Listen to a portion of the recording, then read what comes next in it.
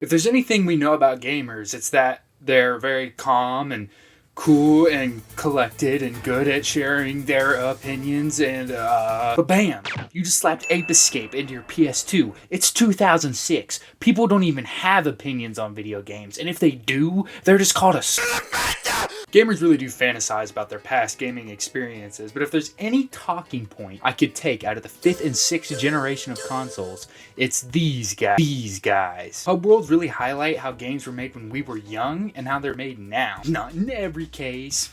Come on, cut me some slack. Ultimately, I just want to see what hub worlds help games accomplish, and maybe even compare it to the design we see now in open world. It's like the old standard compared to the new standard, and I want to ask the question, I want to pose the question, perchance. What made hub worlds work, and what made them so special? How do hub worlds affect today's gaming landscape? Okay, yeah, no one cares. All right.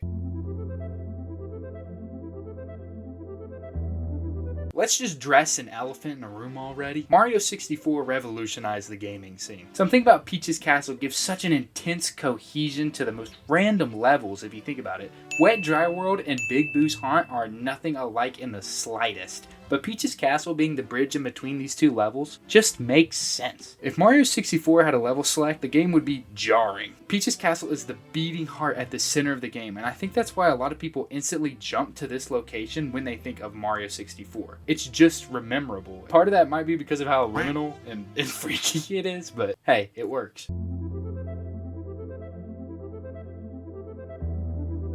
The Lake of Nine in God of War. Ooh. Being at the center of a mystical Viking world and knowing there's a path to everywhere you want to go is just...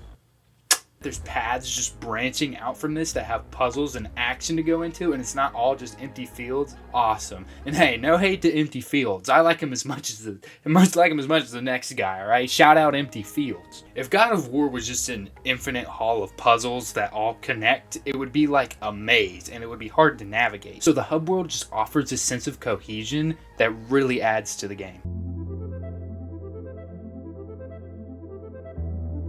Today's video is sponsored by this rock from Hades. Not even the development studio or like the game or like anything, just the rock. That's it. This is a joke. I'm not being serious. This video is not sponsored in any way, shape, or form. If you don't know what Hades is, it's just one of the biggest indie games. It's tied for 5th for the highest rated game on PS5, you know. It's not like it's important or anything. I mean, it's whatever. Hades is a roguelike. So basically you'll run through like 50 levels, upgrading your guy, and you're thinking, yes, this is the run. This is the time I'm going to beat the game. And then you just get diapered on by another boss that you just haven't even seen yet. Knowing you have to start over would suck. Except every time you die, you go back to the House of Hades, and the House of Hades is so dope. You can upgrade Zagreus, put furniture all over the place. All the NPCs have new dialogue, and they just give you new lore, like off every time you die. It doesn't matter. You can change your weapons out, unlock new areas, talk to the silly skeleton guy. It's awesome, and it's a great example of how a hub world can literally take the flaws out of a game. It's an awesome and great example of the final point I want to make. It makes returning to an area exciting. There's nothing better than seeing a familiar place expand and offer more content to the player. I'm gonna sound like an idiot because this is just so hard to explain, but like mixing a familiar location with new content is like one of the most satisfying things in gaming. Think about how GTA uses older areas with new stuff to do in them. Pokemon Black and White, Zelda A Link Between Worlds, or Tears of the Kingdom. There's so many games that reuse familiar places and just add new content, and I think that is a major strength in gaming.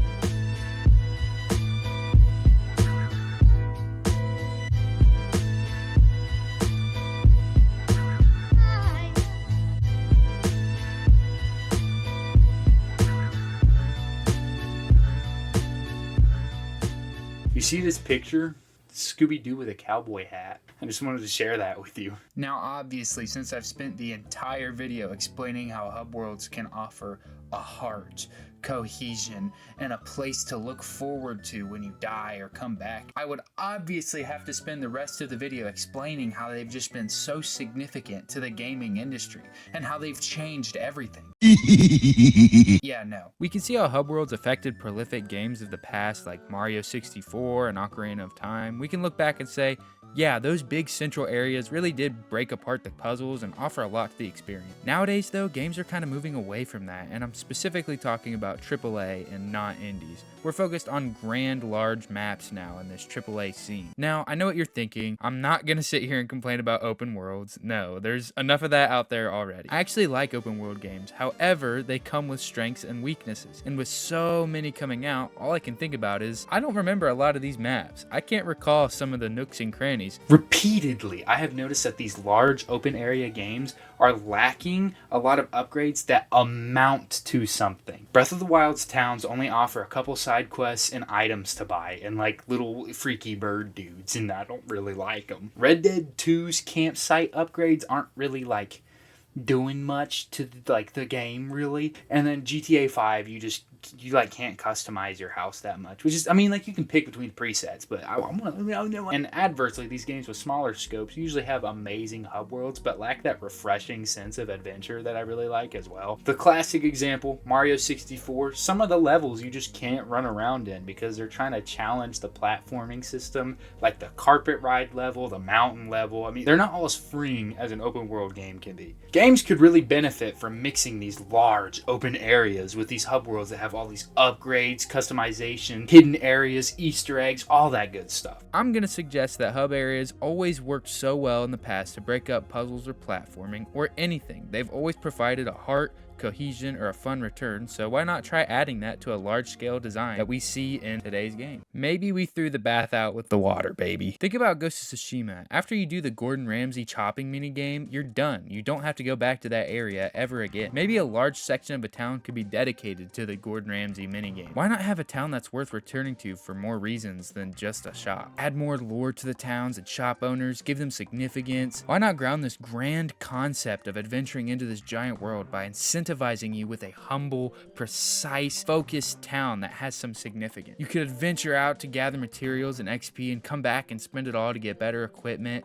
or customize and then go back out and do it again. That would create a gameplay loop, and something like that is really missing from what we see nowadays. Some of my favorite games that I just happened to play recently are really good at doing this. Resident Evil 8 wasn't perfect, but the village was sick. Pokemon Legends Arceus looks like it was made in the Roblox engine, but I actually enjoyed the town enough that it made me go explore all the environments around the map. I love to see this older design philosophy mixed with what's common now, and that's largely opinionated, I can't lie. I'm not at all saying this to down on some of my favorite games ever. I'm really just conceptualizing in hopes to inspire. No doubt we've all found love for what games used to offer and what they offer now, and that's why hubs are important. Hub worlds matter not only because they worked back in the day, but because even now they could provide an added level of significance to the games we play, and potentially mix the formulas of the games we used to play and the games we play now. And art-inspiring art is pretty dang baller town in my opinion. And with big shout outs to games like Elden Ring and Legends Arceus that are actually attempting these formulas I'm talking about, I think that's all I had to say today. By all means, guys, I'm not an authority on this, so go ahead and leave a comment down below if you agree or disagree, or leave a comment about who you think would win in a boxing match between Shrek, Will Smith from Shark Tale, and Frederick Douglass. Breaking news! 700 subscriber. 700! Woo! Boys. I don't know why you guys have decided to subscribe to a guy who can't even turn his mic in the right direction for the whole video. But thank you guys so much for all the support, and I don't know, I just never thought I'd be close to 1,000 subs. That's crazy. Thank you guys for the support, and I think that's all I had to say for this video. I gotta turn this off so you guys don't look in the background and see how messy my room is. So God bless you, I love you, and ciao.